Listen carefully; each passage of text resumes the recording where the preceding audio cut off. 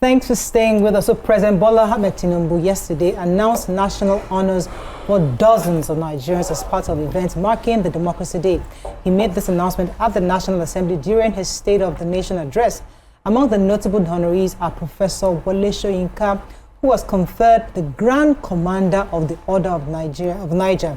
The late Kudirat Abiola, who received the posthumous Commander of the Federal Republic title, Dr. Bekor Kuti, CON, Alawa Kabasharon, CON, among many others. So what are your thoughts on these national honors? Especially the high point of these honors was the Ken Saro-Wiwa and the Goni Nine, where they were also pardoned. They had a pardon which and also conferred with the honors. This was quite symbolic to many, and I think it's something worth talking about. You can call us on the show. You can call us on 020-163-52013, 090-241-63440. You can also send us messages on X. We'll be happy to read your thoughts. So, I mean, this was quite interesting. June 12 last year, you know, there were quite a few awards, and there were many questions asked that, okay, certain people that were in the trenches were not honored last year, and I remember that conversation. You know, and we're happy that this year, I think some of those errors were rectified, such that we had more people who actually, many people don't know, but they were actually in the background. You know, a lot of people did not know, because by the time the conversation here, this is dominated by the younger generation. Yeah. And many of them did not know those who struggled for democracy. I mean, when someone was talking about Bayo Onanuga, I was like, why is Bayo Onanuga's name? I was like, you don't know this man.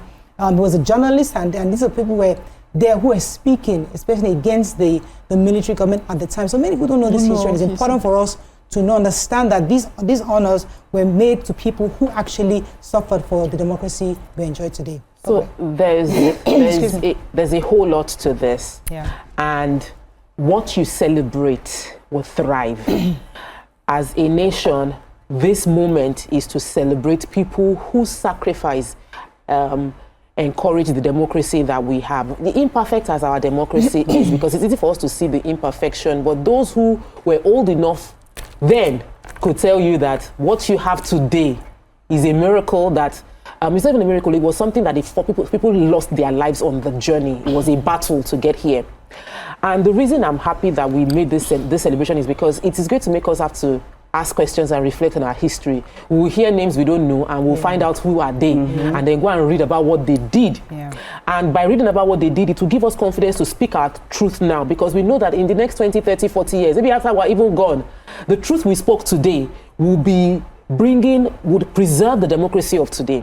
Because at every point in time, these men that are being honored were the ones that spoke their truth then. Yeah.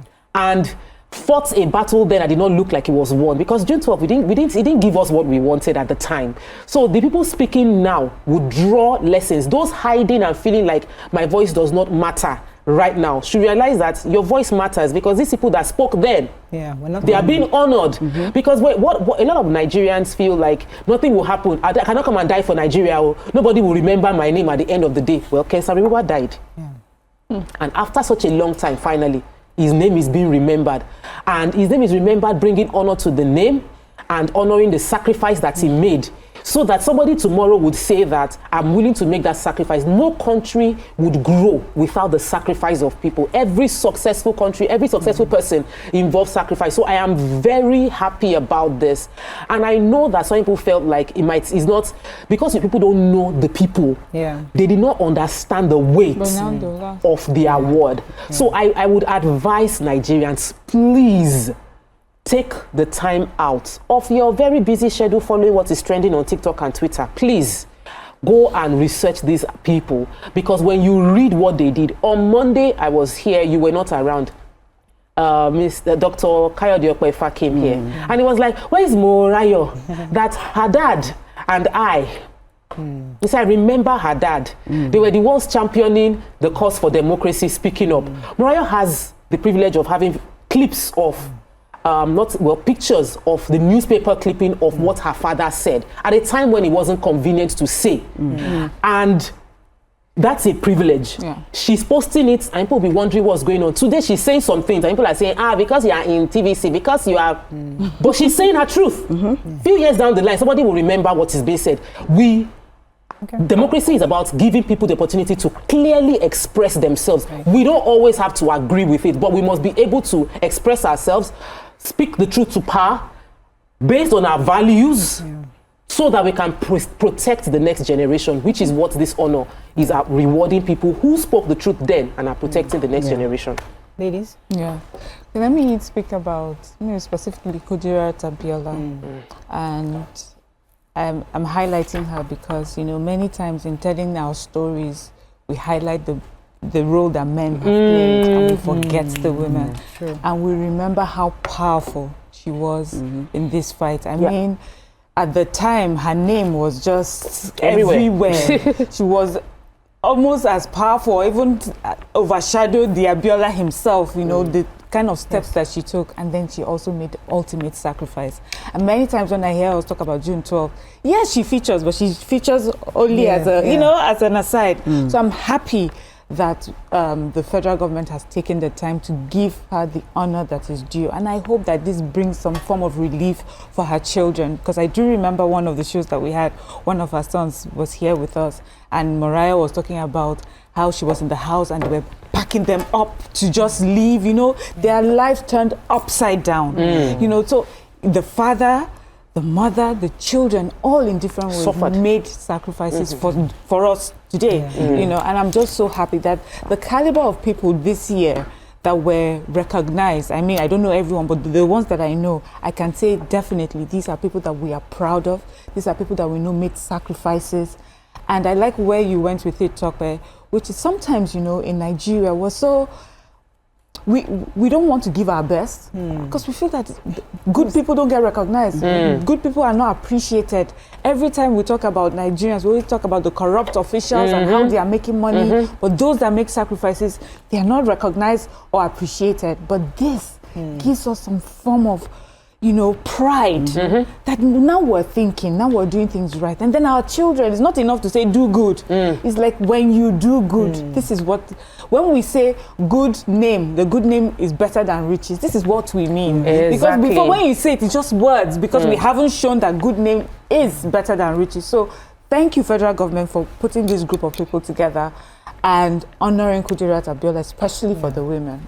Okay, so so I'm so happy about this because when I saw the list, the first thing that came to my mind was I had to go and look at the list, and I started making research on each person and all, and then I was able to see what Humphrey Yar'Adua did.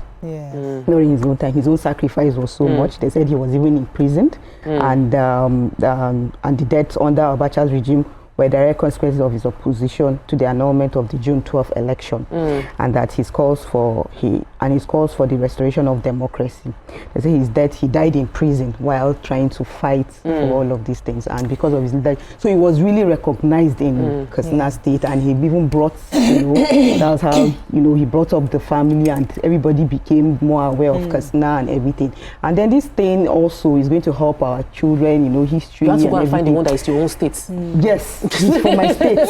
I'm proud of him. I'm proud, and I'm happy that he was recognized. Because I remember clearly, when my dad was thrown in prison. When you talk about prison, I just remember he was taken to Kirikiri and he was there. Under Babangida, was arrested. And I remember he and Bekor and Sampiti too were also in prison. It was after that I went on an exile. He was gone for 3 years. I didn't see my father for 3 years. I remember during that time when he was in prison, my mother used to take food to him. To put food in flask because and she's rushing there because she's going to drop me in school and then go to the prison to go and give me food. So it's the reality.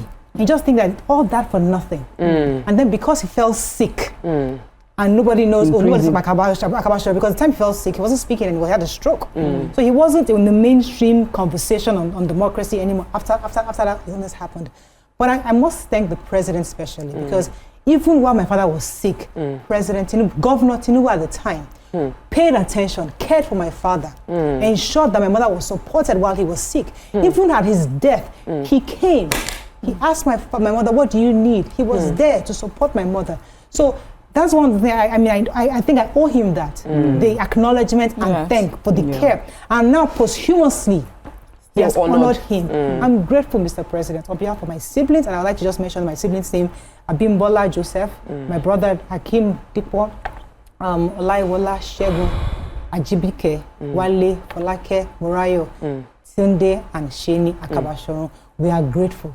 Thank you, sir, for this honor that you have done for our family. God bless you. So, you know, when you were saying that story, I could hear the emotions in your voice, and I know that it is personal. And imagine how all the other families will have felt, who also paid the kind of price. It's not easy to go to. Some people come back from prison and, like, obviously, life changed. Absolutely. And this moment could be swept under political, like they could just sweep it that it's political campaign. He just wants to reward his people. No. The reason I'm emphasizing on the importance of history is so that the circle doesn't repeat itself negatively, but we highlight what is positive. When we talk about what Morayo's father, Beko, Kudirat that you mentioned, because when Kudirat became the symbol, because her husband was imprisoned and she didn't keep quiet. Yes, she kept talking. She kept talking, she kept speaking, she kept fighting, despite the fact that she knows her life was threatened and she lost her life. But today she's being rewarded. Our children could talk about how their life changed at that point in time, because this was the person that was speaking for them that was gone. It's a reminder of the fact that your good deed will be well spoken of. Even if it doesn't happen the way you want it, when you want it. When you do good, you would get it. Because your dad and every other person that have been awarded, very few of them got to see democracy. There are many that did not see this democracy. They didn't. What they fought for, they didn't get to enjoy it. It was like they just paid the ultimate price. One of the awards that really got to me was Professor Wole Soyinka. He was given Grand Commander of the Order of the Niger. I thought that was exclusive to the Vice President. I really thought so.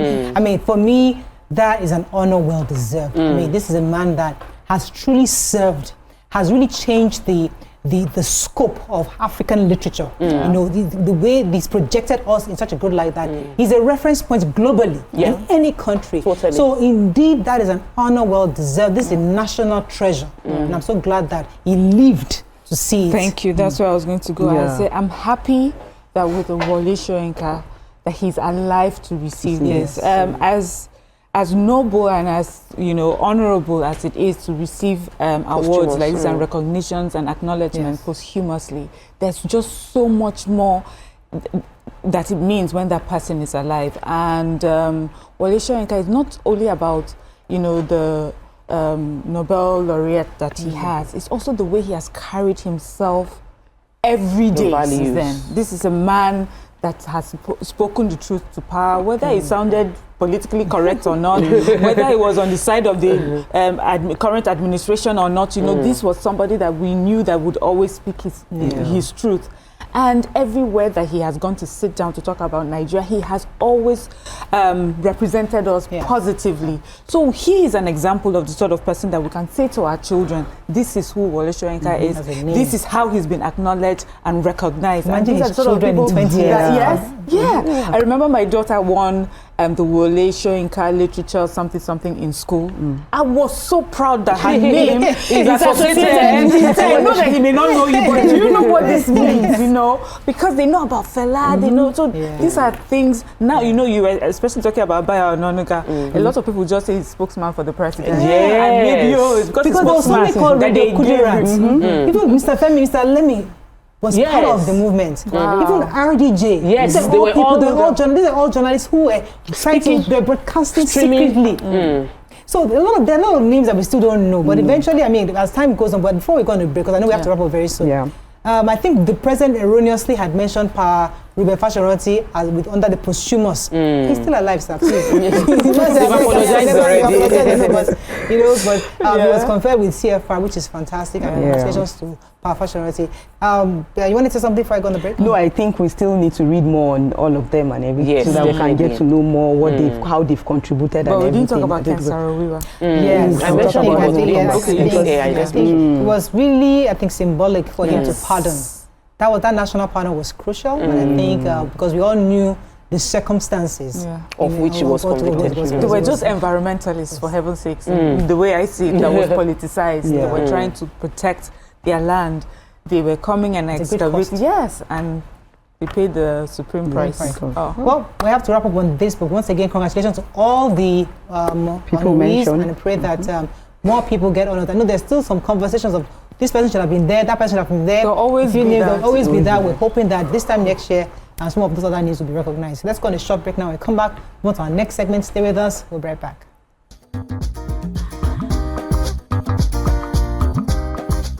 Stay tuned. Your View will be right back.